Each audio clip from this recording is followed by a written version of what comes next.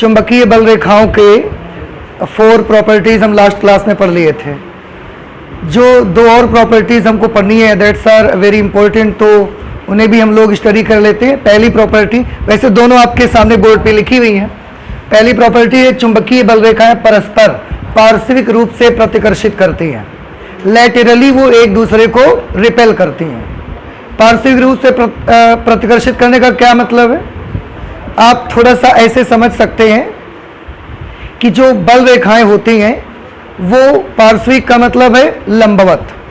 अगर एक बल रेखा, देखो मैं आपको बताता हूं, अगर आप एक मैग्नेट का नॉर्थ पोल ये है, साउथ ये है, नॉर्थ से फील्ड लाइंस बाहर निकलेंगी।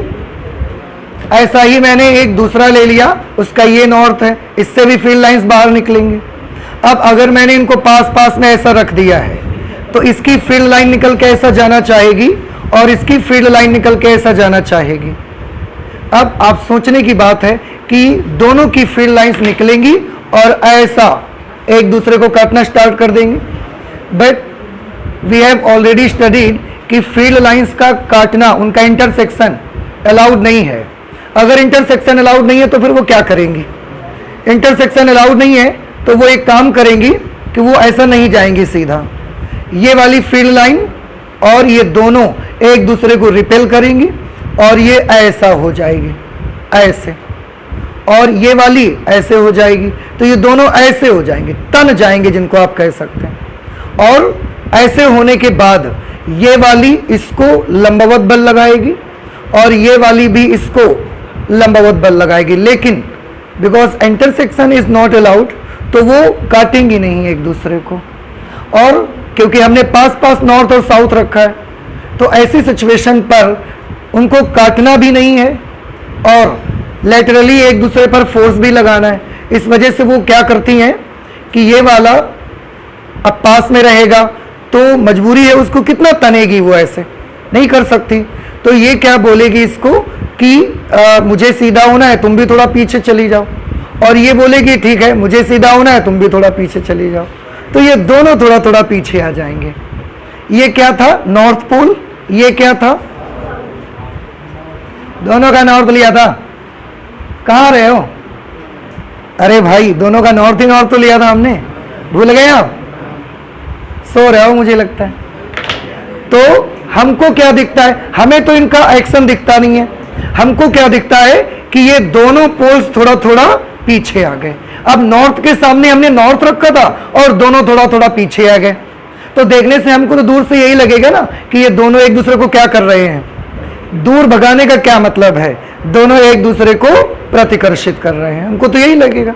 इसलिए नॉर्थ और नॉर्थ एक दूसरे को रिपेल करके पीछे ले जाते हैं, साउथ और साउथ भी एक दूसरे को रिपेल करके पीछे कर देंगे। इस गुण की वजह से, इस गुण की मदद से हम चाहें तो सेम पोल्स के बीच में जो रिपल्सन होता है, जो प्रतिकर्षण होता है, उसकी व्याख्या कर सकते हैं। और न सिर्फ ये मैग्नेट में, बल्कि आपने एक जगह और देखा हुआ था कि जब 2 कंडक्टर्स में, 2 चालक तारों में अगर हम धारा विपरीत दिशा में प्रवाहित कर दें, इसका एक एग्जाम्पल मैं आपको दिखाता हूं, आप ध्यान से देखिएगा। ये मैंने एक कंडक्टर यहां रखा, ये एक कंडक्टर यहां रखा, इसमें मैंने करंट ऐसे फ्लो करवा दी, suppose the current is I1, इस पे करंट मैंने ऐसा नीचे की ओर फ्लो करवा दी। Currents in the both the conductors are in opposite direction, एक में ऊपर की तरफ है तो एक में नीचे की तरफ है, विपरीत दिशा में है। और आपने सबने पढ़ा है विपरीत दिशा में धारा होती है तो कौन सा बल लगेगा, प्रतिकर्षण, प्रतिकर्षित होकर दूर जाते हैं। और अगर सेम डायरेक्शन पे करंट फ्लो करेंगे तो उनके बीच में कौन सा फोर्स लगेगा, अट्रैक्शन, आपको पहले ही बताया जा चुका है, अभी कुछ दिन पहले हमने ये आर्टिकल कंप्लीट किया हुआ है। इसकी फील्ड कैसे रिपेल होते हैं, ये क्यों रिपेल हो जाते हैं, आज हम आपको फील्ड लाइन बना के समझाते हैं। आप देखिए बड़ा इंटरेस्टिंग है ये। इसकी फील्ड लाइन कैसे बनेगी, current is in upward direction, can you tell me what will be the direction of magnetic field, अंगूठा किस तरफ सेट करना रहेगा, in the direction of current, तो करंट की डायरेक्शन क्या है, ऊपर की तरफ, ऐसा सेट किया, ऐसा फोल्ड कर दिया फिंगर्स को, तो इस वाले कंडक्टर की वजह से इसके चारों तरफ जो मैग्नेटिक फील्ड आएगा कैसा आएगा, ऐसा। इधर से बाहर आते हुए या अंदर जाते हुए? अंदर जाते हुए। और यहां से कहने का मतलब यूं, ऐसे फील्ड लाइन आएगी, इधर से अंदर जाते हुए और इधर से बाहर आते हुए। ठीक है, इसकी फील्ड लाइन के बारे में थोड़ा सा बता दीजिए जरा मुझे। इसमें करंट नीचे की तरफ है तो आपको थंब को नीचे रखना पड़ेगा, ऐसा रख दिया और ऐसा फिंगर्स को फोल्ड कर दिया, तो यहां पर चुंबकीय क्षेत्र किधर की तरफ होगा? बाहर। और ऐसा मुड़ करके इधर से कैसा चला जाएगा? अंदर की तरफ। तो इसकी जो फील्ड लाइन आएगी वो कैसी बनेगी? इधर से ऐसा बाहर की तरफ, इधर अंदर जाते हुए और इधर से पीछे से आके ऐसा बाहर आते हुए। अगर हम एक और फील्ड लाइन बना लें दोनों की, इसकी अगली वाली फील्ड लाइन बनाएंगे, वो ऐसे आ जाएगी, इधर से बाहर आते हुए, इधर से अंदर जाते हुए। और इसकी वाली अगली फील्ड लाइन अगर बनाने जाओगे तो वो कैसे आएगी? वो ऐसे आएगी, इधर से बाहर आते हुए, इधर से अंदर जाते हुए। लेकिन अगर हम नेक्स्ट फील्ड लाइन बनाते हैं तो ये तो दोनों एक दूसरे को क्या कर देती हैं? इंटरसेक्ट कर देती हैं, काट देती हैं। But the intersection of magnetic field lines are not allowed. ये तो अलाउ ही नहीं है ना, काटना तो अलाउ ही नहीं है उनका।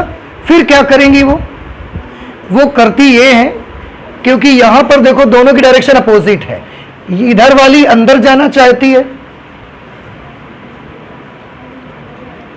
दोनों अंदर जा रही क्या? इधर से अपोजिट डायरेक्शन पे है ना।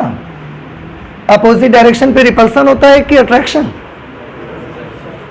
इसकी फील्ड लाइन ऐसे और इसकी बनाएंगे तो वो भी ऐसे। ठीक है, अच्छा, अब इसकी भी अंदर जा रही है, इसकी भी अंदर जा रही है, दोनों को काटना भी अलाउ नहीं है। तो वो क्या करना शुरू कर देती है, ये दोनों फील्ड लाइन जो ऐसा ऐसा जा रही है ना, ये दोनों एक दूसरे को ऐसा, जैसे आप बैठने में धक्का मुक्की करते हो ऐसा ऐसा, लंबवत बल लगाते हो। ऐसा तो नहीं कि किसी का सर ऐसा दबा देते हो, ऐसा नहीं करते हो, आप लंबवत बल लगाते हो। ऐसा ही ये भी फील्ड लाइन, क्योंकि इसको भी इसी रास्ते से जाना है, इधर वाली को भी इसी रास्ते से जाना है, तो दोनों बल रेखाएं एक दूसरे पर लंबवत बल लगाती हैं। और लंबवत बल लगाते हुए देखो, ये भी ऐसा जा रही है अंदर की तरफ, इधर वाली भी ऐसा अंदर जा रही है। अब एक ही रास्ता है दोनों के जाने का, तो ये दोनों क्या करेंगी? ये इस पर बल लगा के थोड़ा धक्का दे देती है, ये इस पर बल लगा के थोड़ा धक्का दे देती है। तो ये दोनों लाइंस जो कि एक साथ ऐसे जाना चाहती थी, इंटरसेक्ट करते हुए वो हम क्या देखते हैं कि ये दोनों ऐसे हो गए। अब ये केवल ऐसे हो जाएं, ऐसा तो नहीं हो सकता। उसके लिए किसको दूर हटना पड़ेगा? इनके सोर्स को दूर हटना पड़ेगा। और इन फील्ड लाइंस का सोर्स कौन है? आंसर है करंट है। तो ये करंट को ही थोड़ा थोड़ा दूर हटना पड़ जाता है। तो ये करंट दूर हटती है। ये जो कंडक्टर है, ये कंडक्टर थोड़ा इधर आ जाता है और ये वाला कंडक्टर थोड़ा सा इधर चला जाता है। अब ये वाली जो फील्ड लाइन है जो कि ऐसे जाना चाहती थी, बड़े आराम से ऐसी चली जाती है, और इसकी फील्ड लाइन जो कि ऐसे जाना चाहती थी वो भी बड़े आराम से चली जाती है। अब काटना भी नहीं पड़ता और वहां से दोनों गुजर भी जाती हैं, बढ़िया। लेकिन इसके लिए होना क्या पड़ा? दोनों बल रेखाओं ने एक दूसरे पर लंबवत बल लगाया, और लंबवत बल लगा के केवल बल रेखा दब जाएगी ऐसा नहीं है, उसके पूरे सोर्स को ही धक्का दिया जाएगा। और सोर्स कौन था? करंट। तो ये वाली करंट थोड़ा ऐसे हो जाएगी, ये करंट ऐसे हो जाएगी। तो करंट हवा में तो नहीं चली जाएगी ना, उसके लिए पूरा कंडक्टर को ही हटना पड़ता है। तो कंडक्टर से दूर चले जाते हैं थोड़ा थोड़ा। अब अगर कंडक्टर्स थोड़ा थोड़ा दूर चले जाते हैं तो बाहर से देखने पर हमको क्या दिखेगा? हमको तो ये दिखेगा कि हमने दोनों चालक रखे, विपरीत दिशा में धारा प्रवाहित की, और जैसे ही देखा कि ये दूर जाना शुरू हो गए, क्योंकि हमको बल रेखा नहीं दिखती, हमको तो कंडक्टर दिखते हैं। अब दूर जाना शुरू हो गए तो हम तो यही सोचेंगे ना कि अपोजिट डायरेक्शन पे करंट फ्लो की है, जरूर प्रतिकर्षण लगा होगा, तभी दूर जा रहे हैं। तो इससे किस वाले बल की व्याख्या हो गई? रिपल्शन की। समझ आ रहा है? नेक्स्ट प्रॉपर्टी हमने लिखी है, चुंबकीय बल रेखाएं एक खिंचे हुए रबर के समान व्यवहार करती हैं। एक रबर लीजिए, उसको पकड़ के खींच दीजिए ऐसा। अब ये क्या बन गया? ये बन गया खिंचा हुआ रबर। अब इसका बिहेवियर कैसा होगा? तो आंसर है इसका बिहेवियर ऐसा होगा कि ये जो खिंचा हुआ रबर है, ये फिर से अपनी ओरिजिनल शेप पे आना चाहता है, और ओरिजिनल शेप पे आने के लिए क्या करेगा, हमने पकड़ के खींचा है, ये इधर वाले हाथ को और इधर वाले हाथ को अंदर की ओर खींचेगा। ये खिंचे रबर का क्या होता है, बिहेवियर। तो खिंचे रबर का बिहेवियर क्या है, वो दोनों एंड्स पर फोर्स लगाता है और फोर्स लगाकर सिकुड़ने के लिए, अपनी ओरिजिनल लुक में आने के लिए वो एक दूसरे को अपनी ओर की तरफ ऐसा खींच लेता है। ये बिहेवियर होता है एक खिंचे हुए रबर का, स्ट्रेच्ड रबर। ऐसा ही बिहेवियर यहां पर भी होता है, किसका, चुंबकीय बल रेखाओं का। कैसे कैसे ऐसा बिहेवियर होता है, तो बिहेवियर ऐसा होता है बेटा, हम फिर से एक एग्जांपल बार मैग्नेट का और इसके बाद कंडक्टर्स का, आप बड़े आराम से समझिए। ये नॉर्थ पोल है एक बार मैग्नेट का और ये साउथ पोल है। इस दूसरे बार मैग्नेट का ये नॉर्थ है और ये साउथ है। कैप वाला नॉर्थ रहेगा और जो इसका बॉटम रहेगी, जिसको बैक साइड होगा, वो हम साउथ मान रहे हैं। और दोनों को हमने ऐसा रख दिया, एक का नॉर्थ और दूसरे का साउथ रख दिया इस तरह से। बल रेखा का क्या गुण होता है उसका, वो नॉर्थ से निकलेगी और कहां जाना उसका टारगेट है, साउथ पे। अब ये नॉर्थ से निकली, इसके नॉर्थ से निकली है, अगर इसको कोई साउथ नहीं मिलेगा, because the ultimate target of this field line is to go in the south pole. यहां से निकलेगी, अगर इसको कोई साउथ पोल नहीं मिलेगा, वापस घूम के आएगी, ये साउथ पोल पे जाएगी। This is the ultimate target of field line, but we have put this another bar magnet in front of this. इसके सामने एक दूसरा मैग्नेट रख दिया है हमने और उसका साउथ पोल रख दिया है सामने। फील्ड लाइन यहां से निकलेगी और उसको सामने ही एक साउथ पोल दिख गया, तो उसको तो अच्छा है, उसको तो जाना ही साउथ पोल है। वो इसका साउथ पोल है कि इसका साउथ पोल है, इट डजंट मैटर, उसको साउथ पोल पे जाना है बस। तो यहां से निकलेगी और इसका साउथ पोल सामने दिख जाएगा, यहां प्रवेश कर जाएगी। अब दोनों के बीच में एक लाइन आ गई। आई एम सॉरी, आप ऐसे दिखा सकते हैं इसको, ये एक बार मैग्नेट का नॉर्थ और साउथ है, ये एक दूसरे बार मैग्नेट का नॉर्थ है साउथ है। यहां से जो फील्ड लाइन निकलेगी उसको सामने एक साउथ दिख गया, तो ये इसमें क्या कर जाएगी, एंटर कर जाएगी। उसके बाद यहां से आते हुए फिर वापस लौट के ऐसा आएगी, यहां से फिर बाहर निकल जाएगी। उस आगे से हमें मतलब नहीं है उसको क्या करेगी, हम केवल इस पार्ट को देखना चाहते हैं।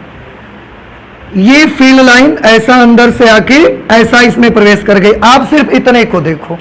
अभी हमने क्या बताया, चुंबकीय बल रेखाएं एक खिंचे हुए रबर के समान व्यवहार करती हैं।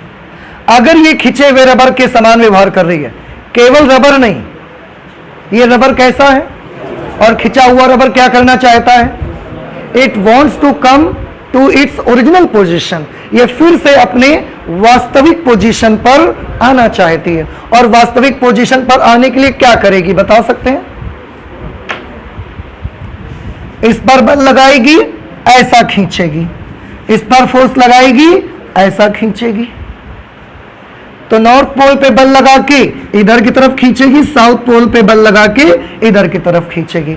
आपको बल रेखा दिखती है कि बार मैग्नेट दिखता है, हमको तो बार मैग्नेट दिखता है, हमको तो फील्ड लाइन दिखती नहीं है। तो बार मैग्नेट दिखता है तो हम क्या देखते हैं कि ये बार मैग्नेट ऐसा जाने लगे एक दूसरे के पास।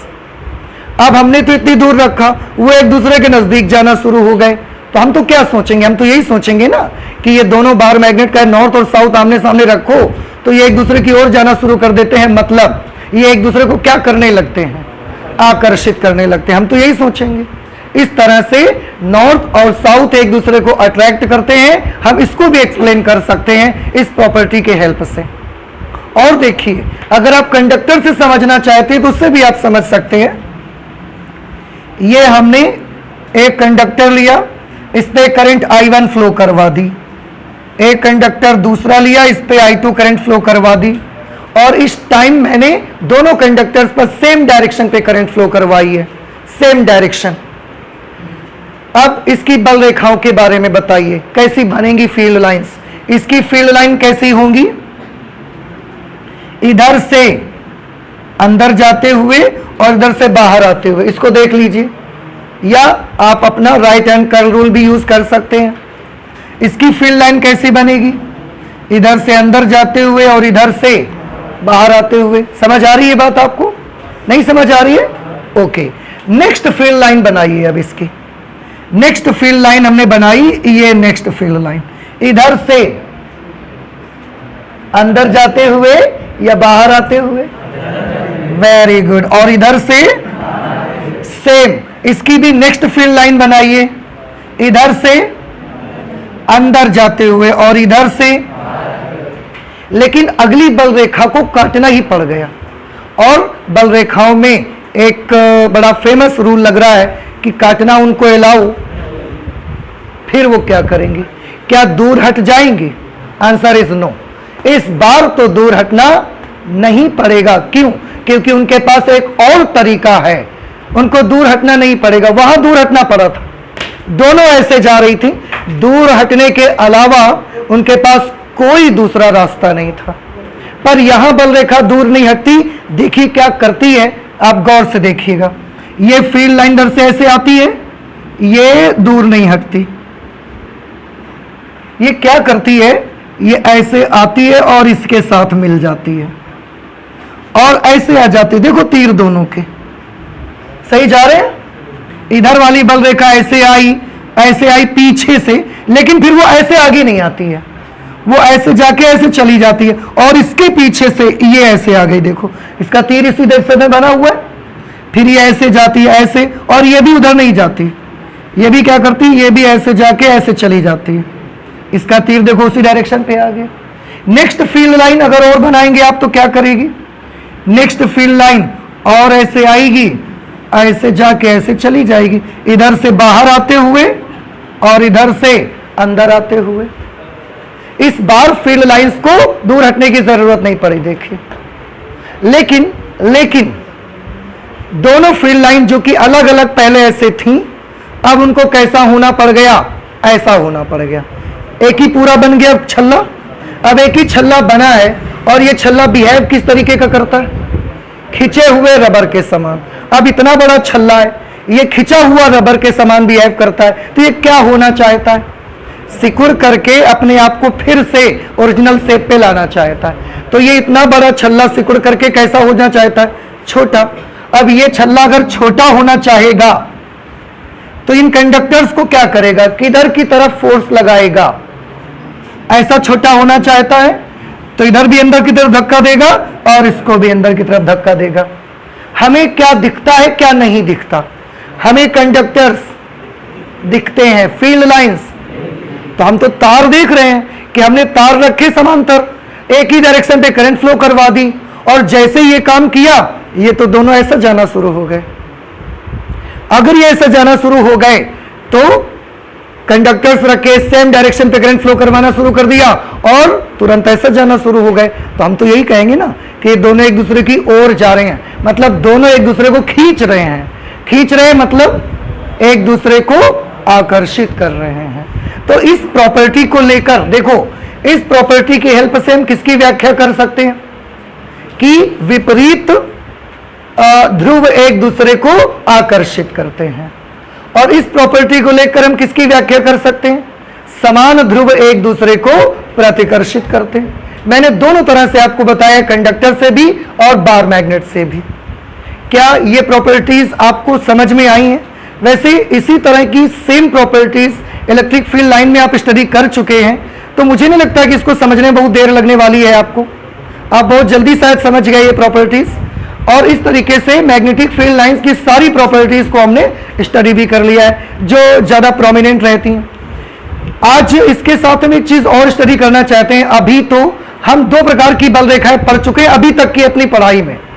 एक तो हमने इलेक्ट्रोस्टैटिक्स में पढ़ा था, जिनको हमने बोला था वैद्युत बल रेखाएं, और एक हमने पढ़ लिया है अभी अभी चुंबकीय बल रेखाएं। हम एक थोड़ा सा टाइम लेकर के इसमें यह करना चाहते हैं कि दोनों में क्या कोई डिफरेंस है, क्या इन दोनों फील्ड लाइंस में कोई फर्क है या कोई फर्क नहीं है, हम ये जानना चाहते हैं। So we want to see the differences between electric field lines and magnetic field lines. विद्युत बल रेखाएं और चुंबकीय बल रेखाओं के बीच में क्या अंतर है उसको हम समझना चाहते हैं, तो आप प्लीज इसे जल्दी से नोट करें और उसके बाद हम आपको डिफरेंस के बारे में बताते हैं, ठीक है। Difference between electric field lines and magnetic field lines, वैद्युत बल रेखाओं और चुंबकीय बल रेखाओं में अंतर। ओके, स्टार्ट किया जाए। देखिए जरा ध्यान से, बहुत बढ़िया बढ़िया डिफरेंसेस हैं, आप जब पढ़ोगे आपको भी बहुत अच्छा लगेगा। देखिएगा, पहले वैद्युत बल रेखा बना लो या चुंबकीय बल रेखा बना लो, कुछ भी बना लो। पहले क्या बना ले बताइए आप? वैद्युत बल रेखा। चलो ठीक है, वैद्युत बल रेखा के लिए आपको क्या चाहिए? आपको एक डाइपोल चाहिए। मैं यहां थोड़ा सा बड़े साइज का डाइपोल बनाऊंगा ताकि आपको पूरी बात समझाई जा सके।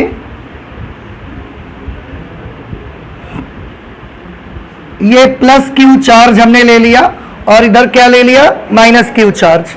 ये वैद्युत द्विध्रुव है। आपको तो पता है धन आवेश से बल रेखाएं निकलती हैं और ऋण आवेश पर समाप्त हो जाती हैं, प्रवेश कर जाती हैं, ऐसा नहीं है, समाप्ति हो जाती है सीधे। तो पॉजिटिव चार्ज से फील्ड लाइन निकलेगी और नेगेटिव चार्ज पे एंटर कर जाएगी।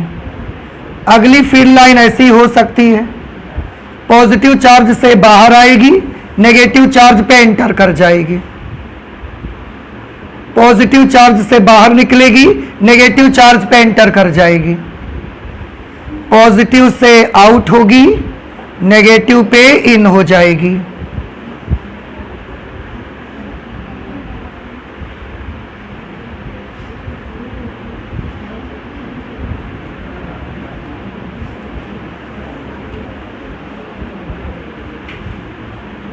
ओके, क्या आप बता सकते हैं मुझे? मैंने डाइपोल ऐसा बना लिया है, थोड़ा सा मोटा बनाया है। अब आप मुझे ये बताएं डाइपोल के भीतर बल रेखाएं कैसी होंगी? डाइपोल के जो इलेक्ट्रिक डाइपोल बनाया, ये हमने क्या बनाया है अभी? वैद्युत द्विध्रुव।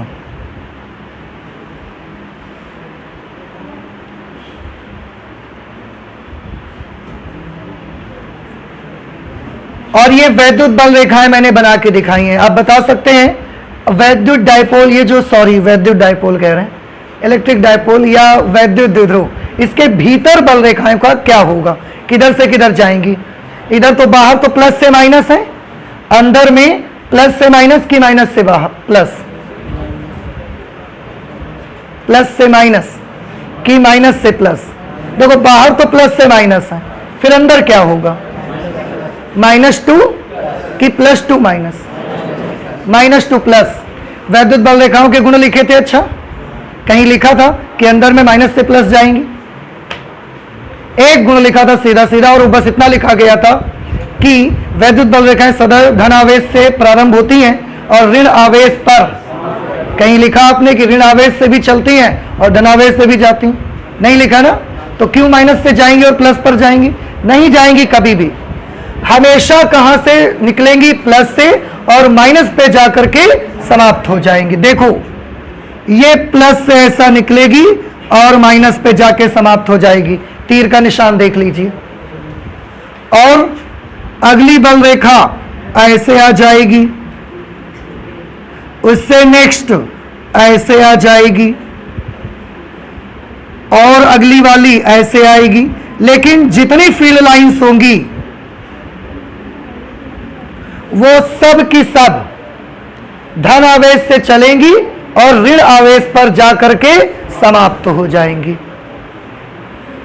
कुछ बात हमारी समझ आ रही है आपको? हमेशा याद रख लो, इलेक्ट्रिक डाइपोल में वैद्युत द्विध्रुव में धन आवेश से बल रेखा निकलती है और ऋण आवेश पर जाकर के समाप्त हो जाती है। आगे से कोई भी आपको किसी भी तरह से कंफ्यूज करे, आपको अपने आंसर को बदलना नहीं है। आपको थोड़ा सा कोई कंफ्यूज करने की कोशिश करता है, आप तो पूरा का पूरा आंसर ही बदल देते हो। आप तो वही हाल करते हो। मैंने पूछा 2 चौके कितने होते हैं, आपने बोला 8। मैंने बोला 8 होते हैं कि 9 होते हैं? तो बोला हाँ लगता है 9 होते हैं। तो ऐसा आंसर बदलना कौन सा जरूरी पड़ जाते है आपको? धन आवेश से चालू होंगी और कहां प्रवेश करेंगी, चाहे डायपोल के बाहर हो या डायपोल के अंदर हो, हर बार। मैग्नेटिक फील्ड लाइंस को अगर बनाना चाहें तो वो कैसी बनाएंगे आप? मैग्नेटिक फील्ड लाइंस के लिए चाहे तो आप बार मैग्नेट बना लो या आप धारावाही परिनालिका बना लो। धारावाही परिनालिका याद है किसी को, क्या होती थी? स्प्रिंग। ये स्प्रिंग बना ले रहे हैं हम तो, ये धारावाही परिनालिका।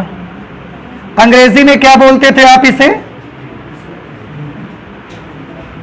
कुछ नहीं बोलते थे, current carrying solenoid. Solenoid solenoid, बस ऐसे याद रख लो। मान लिया कि ये इसका नॉर्थ पोल है और ये इसका साउथ पोल है। सोलेनॉइड का एक एंड नॉर्थ पोल बनेगा, एक साउथ पोल बनेगा। Due to the direction of current, current की डायरेक्शन कैसी है उसके अकॉर्डिंग नॉर्थ पोल से बल रेखाएं क्या होंगी, बाहर निकलेंगी, और साउथ पोल में बल रेखाएं प्रवेश करेंगी। इसके भीतर बल रेखाएं कैसी होंगी? नॉर्थ से साउथ कि साउथ से नॉर्थ? क्या बताया है आपके टीचर जी ने?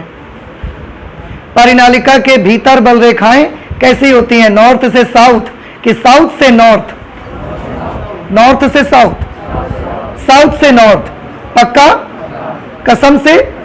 ठीक, वेरी गुड, आप सही कह रहे हैं। परिनालिका के अंदर जो बल रेखा होगी ना वो साउथ से नॉर्थ होती है। परिनालिका जब आपको पढ़ाई गई सारी बातें आपको बताई गई हैं, कोई बात छूटी नहीं है। अगली बल रेखा कैसी आएगी? ऐसी, नॉर्थ से साउथ बाहर की तरफ और अंदर में समांतर भी रहेंगी और साउथ से नॉर्थ रहेंगी।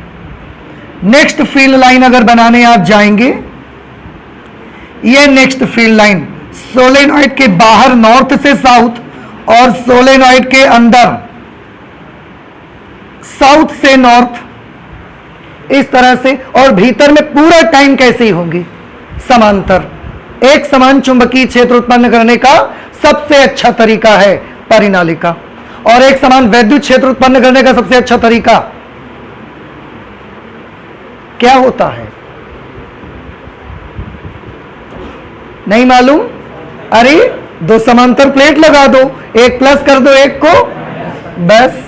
नेक्स्ट फील्ड लाइन कैसी बनेगी? ये मैंने थोड़ी सी गलत बना दी, गलत बनाने का मतलब थोड़ा पास में बना दिया मैंने। अब अगली मैं बनाऊंगा तो ये टच ही करने लगेगी इस पे। हम अगली नहीं बनाएंगे, हम एक काम करेंगे, यहां से अंदर ही और बना देंगे ऐसे।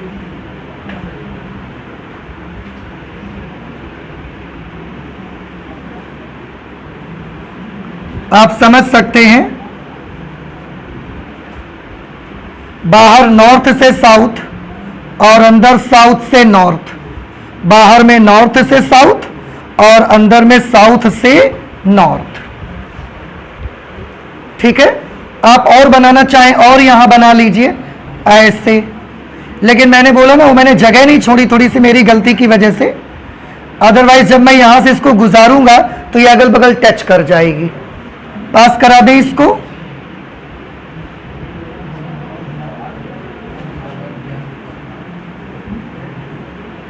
समझ सकते हैं आप सभी कि कैसा होगा अंदर का नजारा।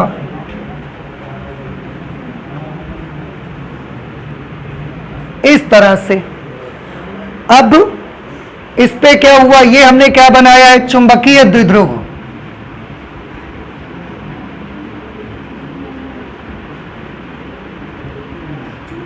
मैग्नेटिक डाइपोल, ये इलेक्ट्रिक डाइपोल है। मैग्नेटिक डाइपोल के लिए हमने किसको यूज किया है? धारावाही परिनालिका को। अब दोनों के डिफरेंसेस। नंबर 1 डिफरेंस, बहुत अच्छा डिफरेंस है, आप शायद समझ भी गए हैं। इलेक्ट्रिक डाइपोल में डाइपोल के अंदर हो या बाहर, हर बार बल रेखाएं धनावेश से निकलेंगी और ऋणावेश पर जाकर समाप्त हो जाएंगी। देख लीजिए, आप फिगर बनाया है आपने। चुंबकीय द्विध्रुव में क्या होता है? चुंबकीय द्विध्रुव में बल रेखाएं नॉर्थ पोल से निकलती हैं, साउथ पोल पे समाप्त नहीं होती, प्रवेश कर जाती हैं। तो डाइपोल के बाहर हो या भीतर,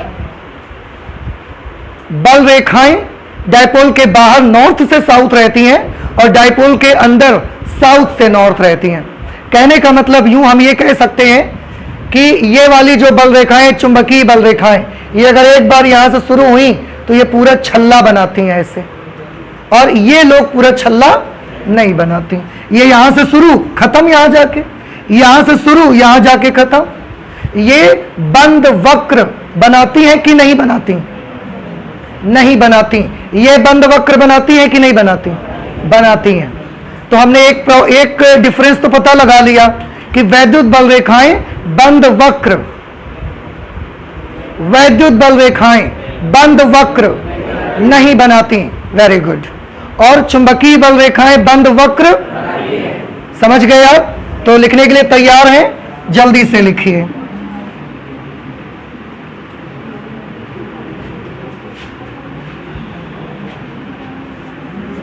वैद्युत बल रेखाएं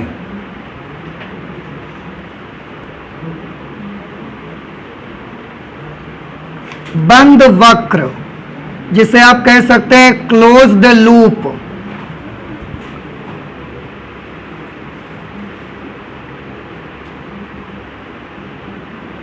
नहीं बनाती हैं, जबकि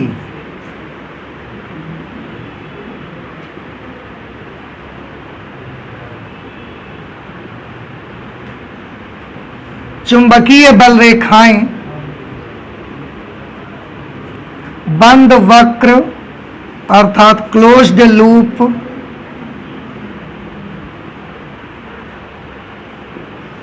बनाती हैं।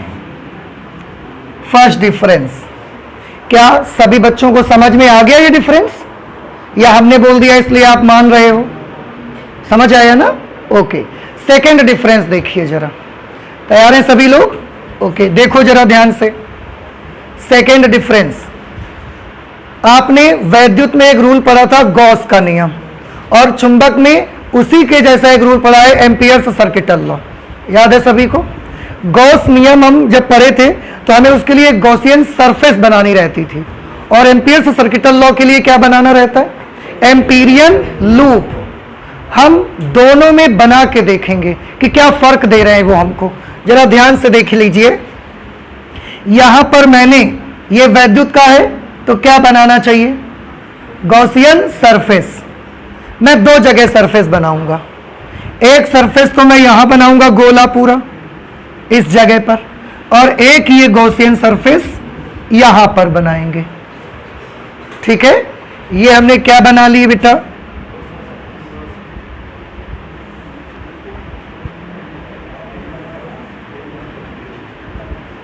Gaussian surface. ये भी यहां पर हमने क्या बनाया है?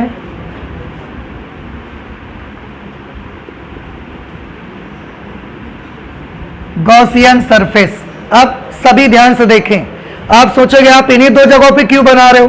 क्योंकि हम दो गॉसियन सरफेस इसलिए बना रहे हैं। एक गॉसियन सरफेस में हम चाहते हैं कि उसके भीतर आवेश मत आए, और एक गॉसियन सरफेस ऐसी बनाएंगे कि उसके भीतर आवेश जरूर आ जाए। तो ये वाली गॉसियन सरफेस के अंदर आगे आवेश की नहीं आया, और इस वाली के अंदर कहीं भी बना लो। दो से हम आपको समझाना चाहते हैं। ऐसे ही एम्पीरियन लूप यहां बनाएंगे।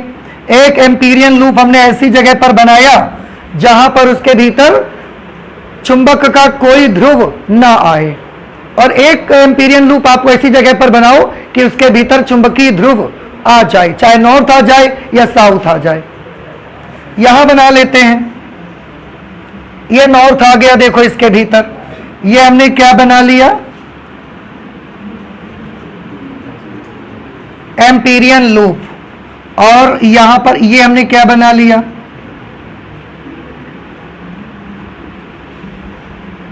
Amperian loop. अब दोनों का डिफरेंस देखिए गौर से। ये जो गॉसियन सरफेस बनी हुई है, इससे गुजरने वाली नेट वैद्युत बल रेखाएं कितनी होंगी? नेट वैद्युत बल रेखाएं, ये पूरा का पूरा ऐसा गॉसियन सरफेस बना हुआ है। Suppose this is the Gaussian surface. Spherical बनाएंगे आप। अब इसमें से गुजरने वाला नेट वैद्युत फ्लक्स बताइए मुझे। एक साइड से बल रेखाएं ऐसे प्रवेश करती हैं, कितनी बल रेखाएं प्रवेश कर रही है? 3 बल रेखाएं प्रवेश करती हैं ऐसे, ऐसे ऊपर से 3 ने प्रवेश किया, और कितनी बल रेखाएं इससे बाहर निकल गई? 3 बाहर निकल गई। तो एक स्फेरिकल सरफेस बनाया, 3 बल रेखाएं उसमें से ऐसा एंटर किया और 3 बाहर निकल गई। तो अब मुझे बताइए इस गॉसियन सरफेस से गुजरने वाला नेट वैद्युत फ्लक्स कितना? 0, 6 या कुछ और? 0 कि कुछ और लग रहा है कह दिया जाए? कह दो यार 0, 0 ही सही है। अरे कितना सिंपल है ना। आपके पास अगर एक ऐसा गिलास है जिसमें पेंदा है ही नहीं, जिसमें बॉटम है नहीं, अब आपने ऊपर से उसमें 1 बाल्टी पानी डाल दिया या 1 लीटर पानी आपने डाल दिया, और 1 लीटर डाला, 1 लीटर निकल गया, तो ग्लास में नेट कितना पानी बचा? कि 1 लीटर बचा। तो इसमें 0 कहने में संकोच किस बात का? तो कितना यहां पर नेट फ्लक्स आएगा इससे गुजरने वाला? 0। क्लियर हो गया सबको? क्योंकि एक तरफ से जितनी बल रेखाएं प्रवेश करती हैं, दूसरी तरफ से उतनी ही बल रेखाएं बाहर भी चली जाती हैं। तो इस गॉसियन सरफेस से गुजरने वाला नेट वैद्युत फ्लक्स 0 हो गया। इससे गुजरने वाला नेट वैद्युत फ्लक्स बताइए कितना होगा? पहले ये बताओ गिन के कितनी बल रेखाएं बाहर निकल रही हैं? ध्यान से सभी देखो, 1, 2, 3, 4, 5, 6, 7। और भी कुछ बल रेखाएं बाहर निकल रही हैं। ये वाली अंदर जा रही है कि बाहर निकल रही हैं? ये भी बाहर निकल रही हैं, क्योंकि ये प्लस चार्ज है और प्लस चार्ज से बल रेखाएं हमेशा बाहर जाती हैं। तो यहां कितनी हो गई थी? 7, 8, 9, 10, 11, 12। इस गॉसियन सरफेस से बाहर निकलने वाली बल रेखाएं कितनी हैं? 12। तो अब जरा काउंट करके बताओ अंदर जाने वाली बल रेखाएं कितनी हैं? कौन सी बल रेखा इनमें से है जो अंदर की तरफ प्रवेश कर रही है? गिन के बताइए जल्दी से। एक भी नहीं, सबको पता है, यानी कि अंदर जाने वाली बल रेखाएं 0। तो बाहर निकलने वाली 12, अंदर जाने वाली 0। तो नेट वैद्युत फ्लक्स कितना? 12। यहां पर जब हमने गॉसियन सरफेस लगाई तो नेट वैद्युत फ्लक्स कितना? 0। यहां पर जब हमने गॉसियन सरफेस लगाई तो नेट वैद्युत फ्लक्स कितना? 12। इसका मतलब यह हुआ कि किसी बंद पृष्ठ से गुजरने वाला जो वैद्युत फ्लक्स होगा वो 0 हो भी सकता है और 0 नहीं भी हो सकता है। क्या जो हमने अभी अभी आपको बोला, आप उसका मीनिंग समझ में आ गया आपको?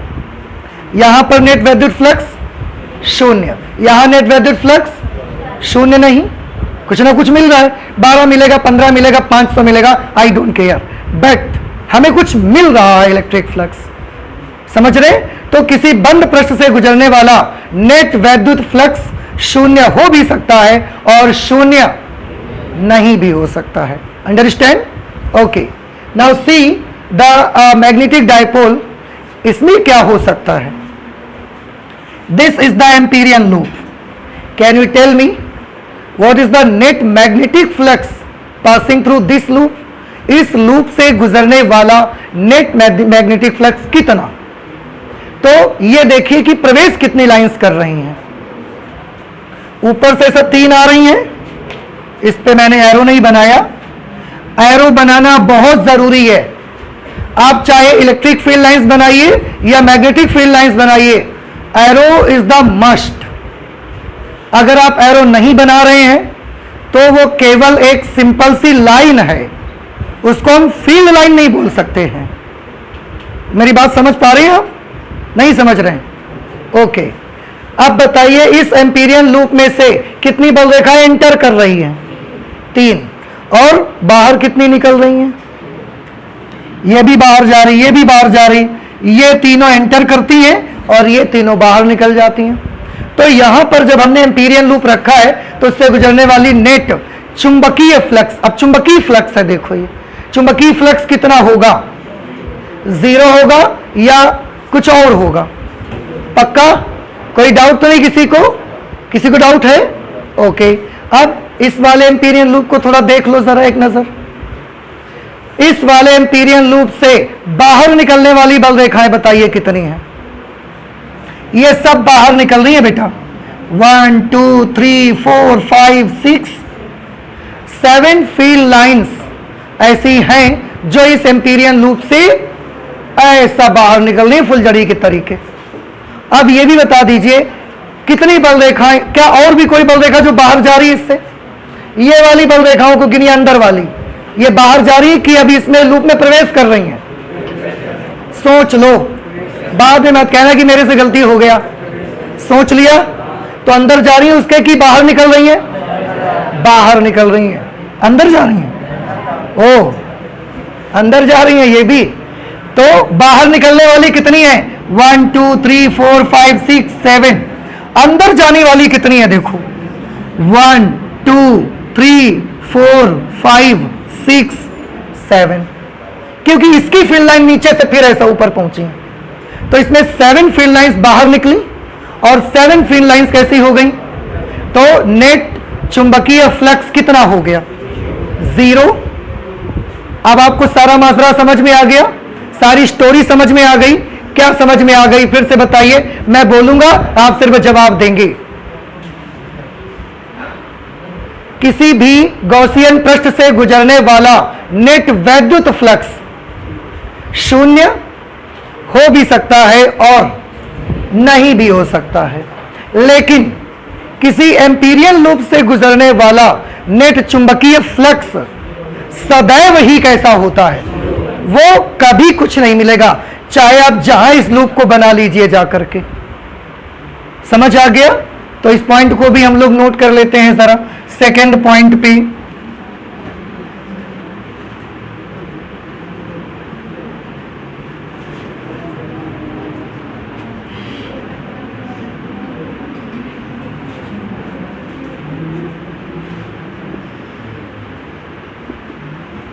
किसी वैद्युत क्षेत्र में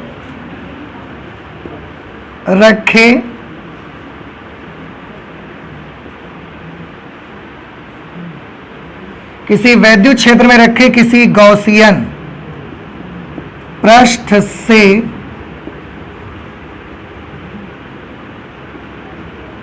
गुजरने वाला नेट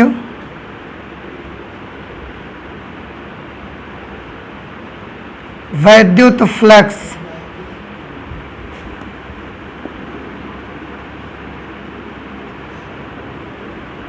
शून्य हो भी सकता है तथा शून्य नहीं भी हो सकता है।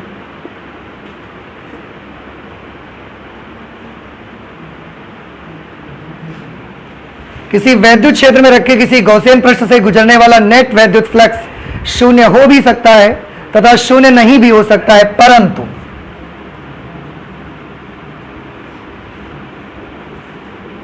किसी चुंबकीय क्षेत्र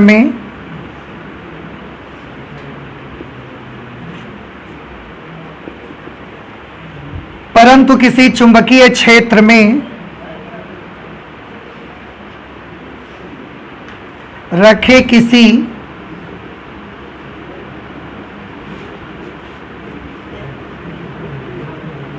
एम्पीरियन लूप से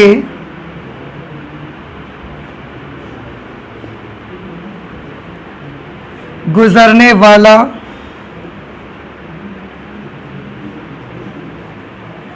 नेट चुंबकीय फ्लक्स, क्या लिख दिया जाए? सदैव ही शून्य होता है।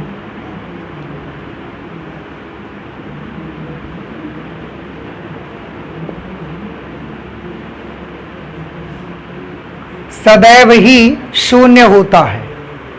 तो ये डिफरेंस है वैद्युत बल रेखाओं और चुंबकीय बल रेखाओं में। आई होप कि आपको समझ में आ गई सारी बात। ठीक है, तो आप प्लीज इससे नोट कर लें